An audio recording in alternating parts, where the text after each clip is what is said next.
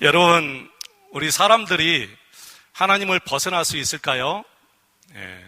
우리 인간은 하나님을 벗어나서 살 수 없습니다. 물고기가 물을 벗어나서 살 수 없듯이 우리 인간들은 하나님을 벗어나서 살 수 없고요. 하나님의 시선을 피할 수 있어요, 없어요? 하나님의 시선을 피할 수 없습니다. 답은 그렇게 잘 하시는데 실제 삶 속에서는 영 딴판으로 우리가 살아가요.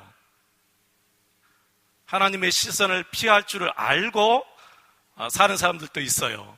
하나님을 속이면서도 내가 하나님을 속이면서 살 줄 알고 있는 사람들도 있어요.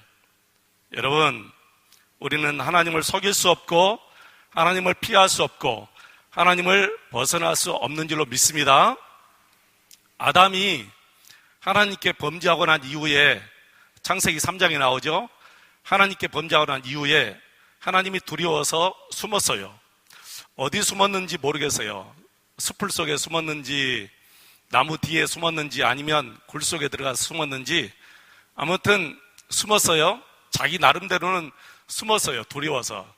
하나님께서 아시고 아담아 내가 어디 있느냐 그렇게 물어보았거든요. 그러니까 아담이 하는 말이 내가 두려워서 숨었나이다.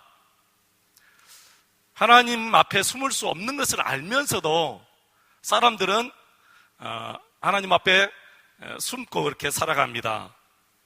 이렇게 어리석게 사는 인간들을 보시면서 우리 하나님이 말씀하시는 말씀이 1절이죠. 어찌하여 이 말은 너무 안타까워서 하시는 말씀이죠. 어찌하여 이방 나라들이 이방 사람들이 분노하며 분노는 소란을 떤다고 말이죠. 어찌 이방 나라 사람들이 소란 떨며 민족들이 헛된 일을 꾸미는가? 하나님을 벗어나서 일을 하려고 하느냐 그 말이죠. 하나님을 벗어나서 하는 일은 다 헛된 일이에요. 누가 그렇게 고백했지요? 솔로몬이 그렇게 고백했잖아요. 헛되고 헛되니 모든 것이 다 헛되도다 그랬어요. 무엇이 헛되다고요? 하나님을 벗어나서 하는 일들이 다 헛되다는 거예요, 여러분. 여러분 그렇게 살지 않으시지요? 하나님을 벗어나서 하는 일은 다 헛되다. 나중에 후회하지 마시고 항상 우리 하나님 안에서 여러분 살아가시기를 주의 이름으로 축원을 드립니다. 우리가 하는 모든 일들은요, 하나님 보시기에 개미들이 집을 짓고 사는 것과 같아요. 개미집들이에요. 보면 아파트들이 다 개미집들이에요. 서울의 그 으리으리한 아파트들이 다 개미집들이고요. 여러분이 사시는 아파트들이 다 개미집들이에요, 여러분. 하나님 보실 때 그렇다고 말이에요, 여러분. 사람들은 그게 좋은 줄 알아요. 그게 단 줄 알아요. 근데 하나님 보실 때는 그게 개미집들 같이 보여요. 여러분, 세계에서 가장 높은 빌딩이 어디에 있어요? 두바이에 있는데, 세계에서 가장 높은 빌딩이 두바이에 있는데 이게 168층이랍니다. 163층이랍니다, 여러분. 163층, 여러분 상상이 가요? 168층. 우리 목포에서 가장 높은 빌딩이 몇 층이나 될 것 같아요? 아파트가 한 22층짜리 있습니까? 163층, 무려 828m인데 계산해 보니까 유달산의 한 4배 정도 되더라고요. 엄청나죠? 그리고 제 두 번째로 높은 빌딩이 중국 상하이 타워라고 중국 상하이에 있습니다. 가보지도 않았습니다, 저는. 그리고 최근에 우리나라 롯데 월드타워 세계에서 5위입니다. 대단하죠? 세계에서 5위 되는 이 롯데타워가 123층이에요. 저는 가보고 싶은 마음이 없어요. 왜 그런지 모르겠어요. 별로다 그런 생각밖에 안 들어요. 제가 이걸 보면서 이런 생각이었어요. 여러분 창세기 11장 4절에 나오는 말씀인데요, 사람들이 바벨탑을 쌓으면서 서로 이렇게 말해요. 야, 하늘에 닿게 쌓아보자 그래요. 그러죠? 그 탑 꼭대기를 어디에 닿게? 하늘에 닿게 한번 쌓아보자. 그러면서 누구의 이름을 높인다고요? 자기의 이름을 높이겠다는 거예요. 사람들이 기껏 해봐야 자기들의 이름 높이는 일밖에 하는 것이 없습니다, 여러분. 그래서 사람들은 이것도 부족하다고 각 나라마다 서로 경쟁하면서 더 높은 빌딩을 지으려고 지금 야단입니다.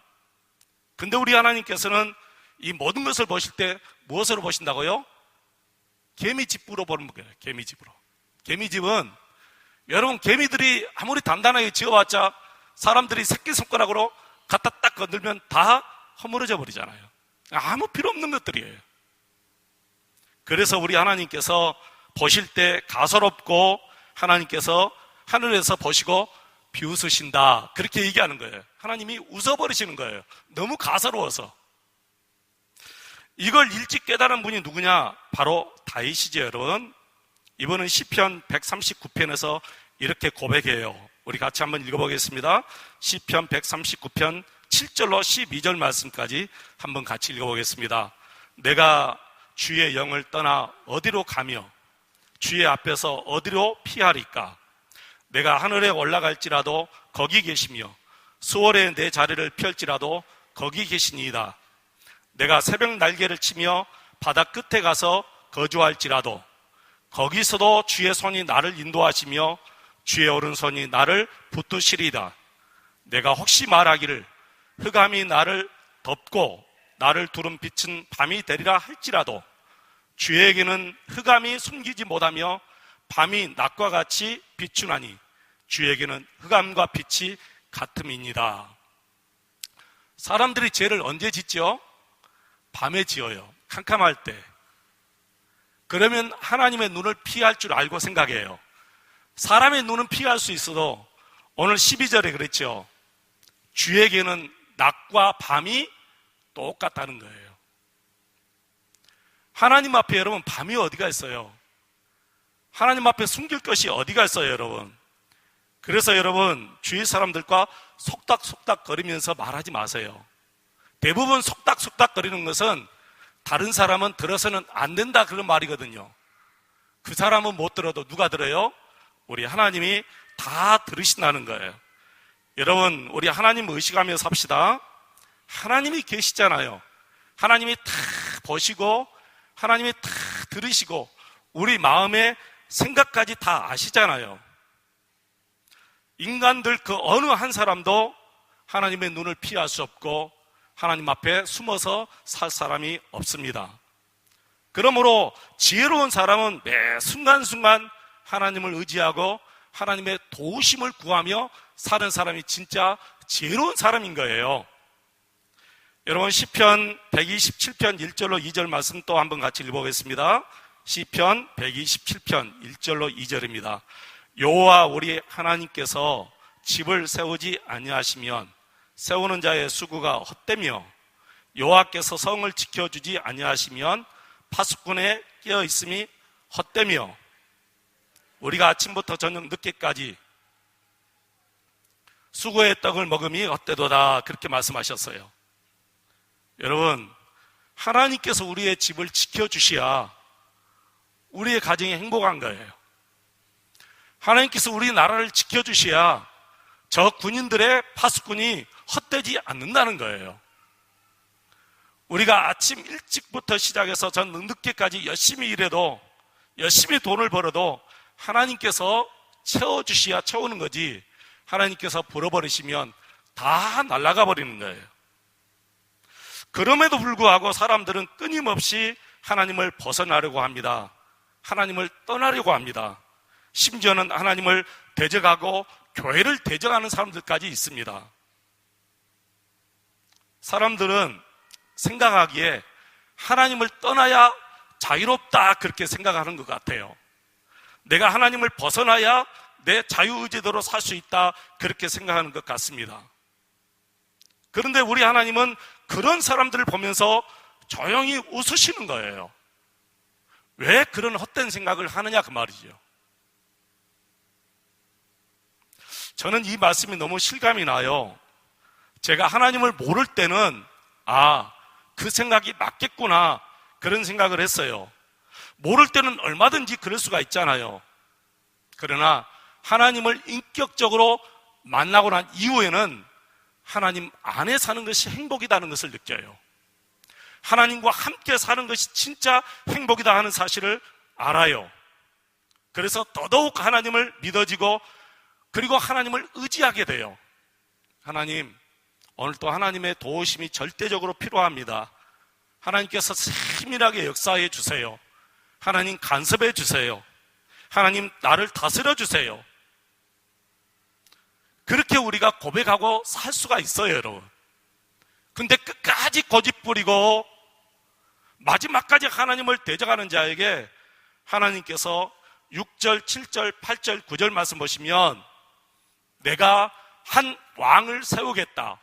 그 왕이 너희들을 심판하겠다 하는 말씀이 여러분 6절, 7절, 8절, 9절 말씀인데 같이 한번 읽어보시겠습니다. 다시 한번 6절 내가 나의 왕을 내 거룩한 산 시온에 세웠다 하시리로다.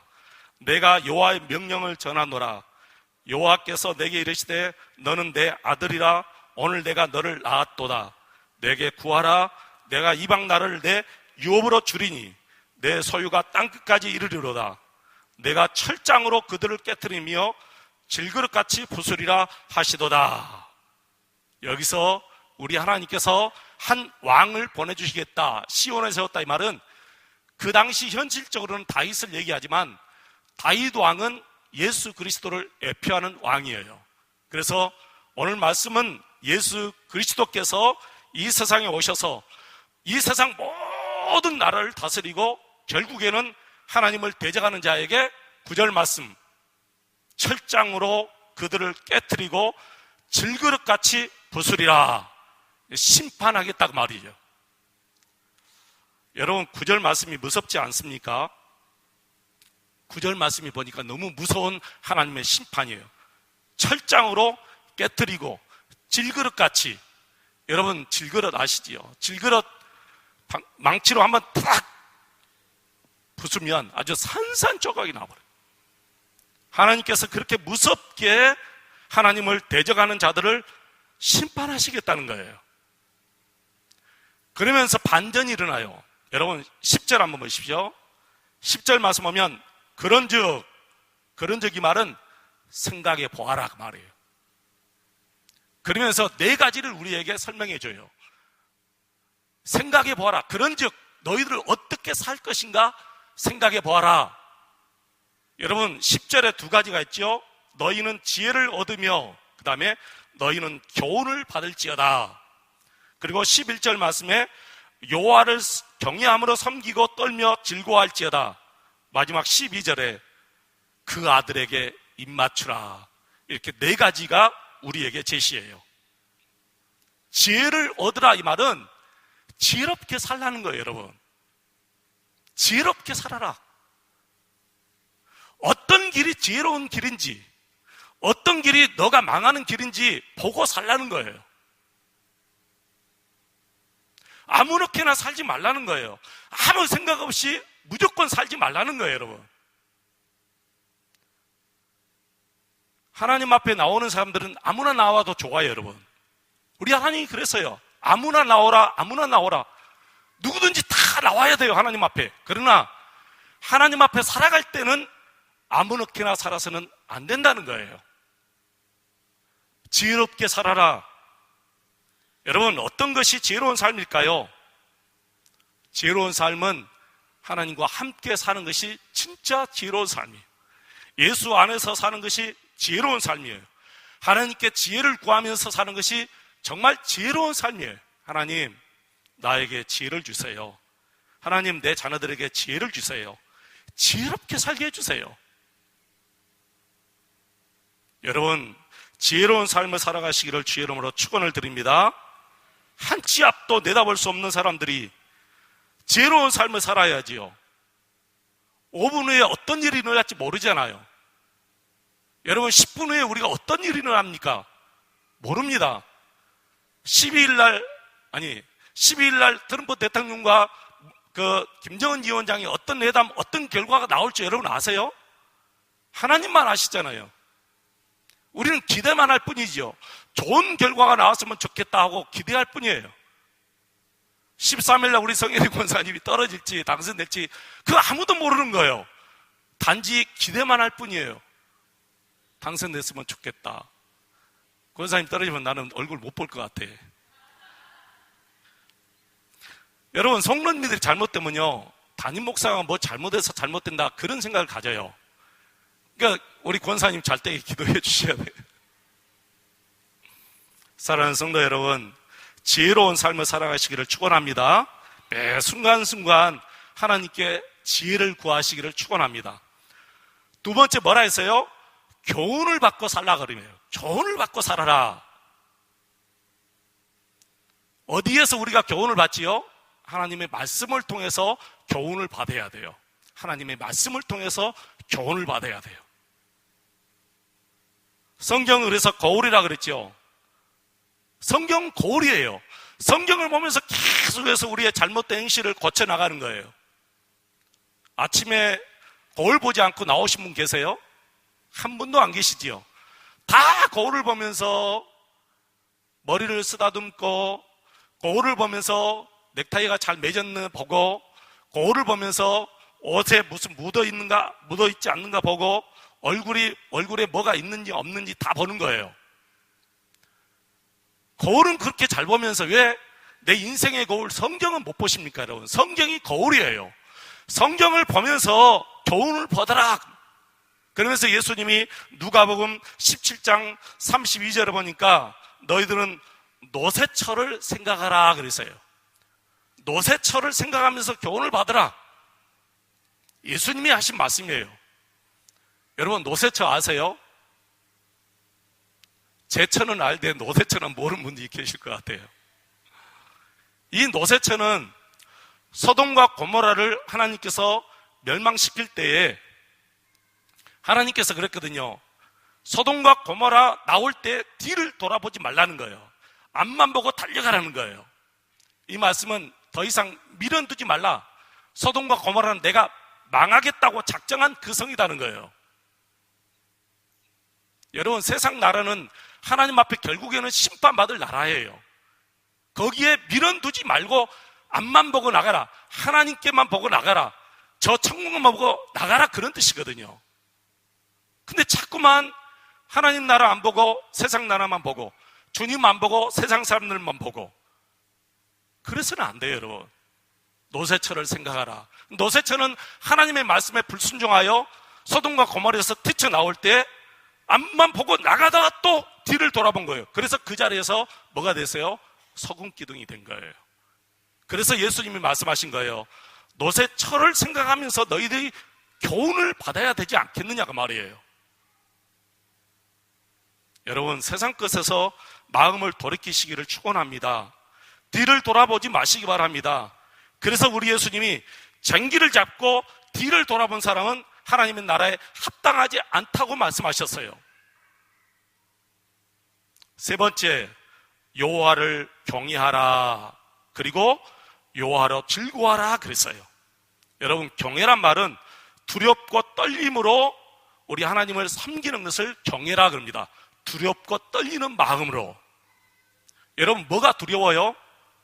호암, 마마, 전쟁이 두렵습니까? 아무것도 두려울 거 없어요. 두려울 것이 있다면 정말 우리 하나님밖에 없어요. 내가 정말 두려워할 분은 우리 하나님이에요. 마땅히 두려워할 하나님은 두려워하지 않고 자꾸만 세상을 두려워하고 사람을 두려워하면 어떻게 되겠어요, 여러분? 하나님을 두려워하는 사람들은요, 더 이상 세상 사람 두렵지 않아요. 더 이상 세상 것 두렵지 않아요. 근데 하나님을 두려워하지 않고 자기 마음대로 사는 사람들은요, 세상 살아가면서 세상이 두려워요. 세상 사람들이 두려워요. 여러 가지 많은 문제가 두려워요. 걱정, 근심 때문에 두려워요. 그런데 하나님을 두렵게 섬기는 사람은 세상 것 더 이상 두렵지 않습니다. 우리 하나님을 즐거워하며 살아가시기를 축원합니다. 요즘에 여러분을 즐겁게 하는 것이 뭐가 있어요? 요즘에 여러분 즐겁게 하는 것이 뭐가 있습니까? 없습니까? 답이 나와야 돼요. 나는 하나님 때문에 즐겁습니다. 이렇게 바로 답이 나와야 돼요. 지금 여러분은 다른 거 찾고 있잖아요. 그러니까 말을 못 하는 거예요. 여러분을 지금 즐겁게 하는 것이 무엇입니까? 그러니까 지금 다른 것을 찾고 있는 거예요. 나를 즐겁게 하는 것이 뭐가 있지? 어떤 분은 그럴 거예요. 쇼핑하는 즐거움이 있습니다. 부질없는 짓입니다, 여러분. 잠깐 쇼핑하는 잠깐은 즐거울 수 있어요. 그러나 집에 돌아오면 그것 즐거움이 아니잖아요.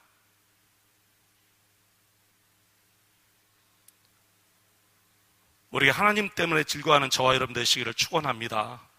정말 예수님 때문에 즐거워하십시오. 예수님 생각하면 기쁘고, 예수님 생각하면 행복하고, 예수님과 함께 사랑하는 것이 너무너무 행복해서 어떻게 할까 할 정도로 그런 마음을 여러분 가지시기를 주의 이름으로 축원을 드립니다. 여러분을 매일매일 즐겁게 하는 것은 여러분의 자녀들도 아니고 돈도 아니고 쇼핑도 아니고 우리 하나님과 함께 사는 것이 매 순간순간 여러분의 마음을 기쁘게 하고 여러분을 즐겁게 하고 여러분을 행복하게 하는 거예요. 마지막 네 번째예요. 그의 아들에게 입맞추라 그랬어요. 그의 아들에게 입맞추라. 저는 이 편 말씀을 묵상하면서 이 설교 말씀을 준비하면서 한 주간 내내 이 말씀이 저 머리에서 떠나지 않아요. 그의 아들에게 입맞추라. 누구에게 입맞추라고 말이죠? 예수님에게 입맞추며 살라는 거예요.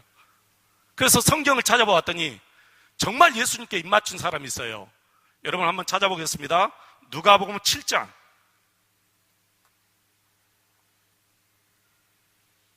누가복음 7장 36절로 38절 말씀 같이 읽겠습니다. 한 바리새인이 예수께 자기와 함께 잡수시기를 청하니 이에 바리새인의 집에 들어가 앉으셨을 때에 그 동네에 죄를 지은 한 여자가 있어 예수께서 바리새인의 집에 앉아 계심을 알고 향유 담은 옥합을 가지고 와서 예수의 뒤로 그 발 곁에 서서 울며 눈물로 그 발을 적시고 자기 머리털로 닦고 그 발에 입 맞추고 향유를 부으니. 성경에 유일하게 예수님께 입 맞춘 여인이 바로 이 여인인데 얼마나 큰 은혜를 받았는지 아무도 모르게 예수님께 왔어요. 그리고 예수님께 뒤로 와서 그 향유를 담은 옥합, 그 옥합에서 향유를 예수님께 발에 부어드립니다. 그리고 눈물을 흘리면서 자기 머리털로 예수님의 발을 닦고 예수님의 발에 입을 맞춥니다.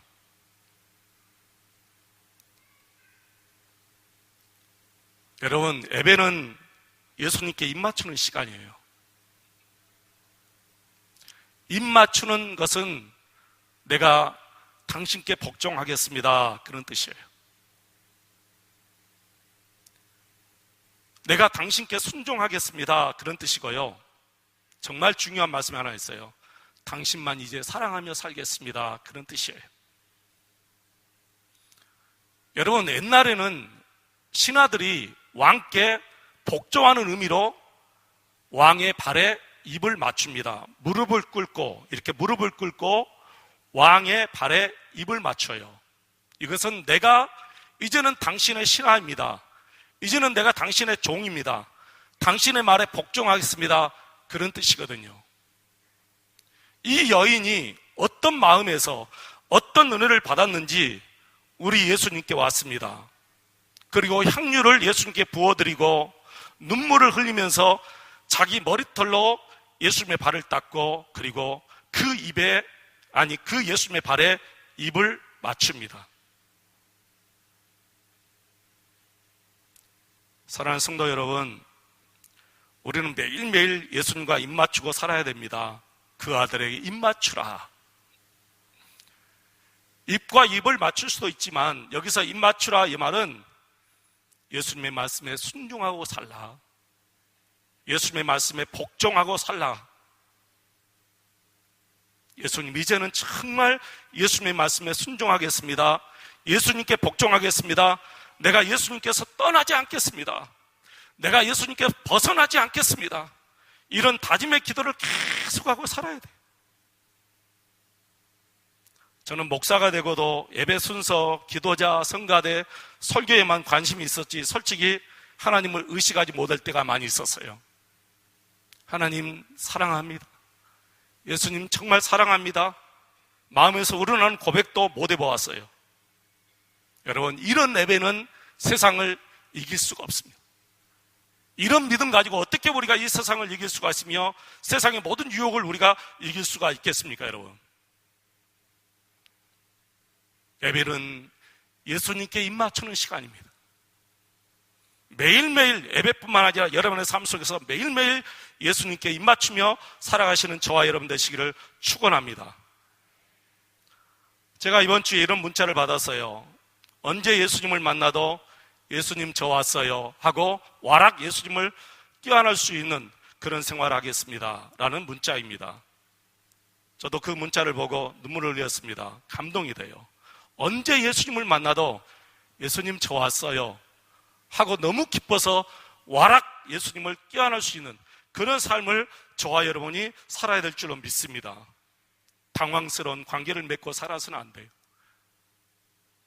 예수님을 만났을 때 너무 당황스러워가지고 어떻게 할 줄 모르는 그런 삶을 살아서는 안 됩니다. 예수님을 만났을 때 서먹서먹한 관계를 맺고 살아서는 안 됩니다. 여러분, 친밀한 관계를 맺고 살아야 돼요. 우리가 이 세상에서 예수님과 친밀한 관계를 맺고 살면 언제 주님 앞에 섰을 때도 바로 정말 예수님 반가워하고 바로 예수님을 껴안고 눈물을 흘리는 이 여인처럼 그렇게 우리가 살 수가 있습니다. 말씀을 마치겠습니다. 여러분, 예수님만 최고로 사랑하시기를 주의 이름으로 축원합니다.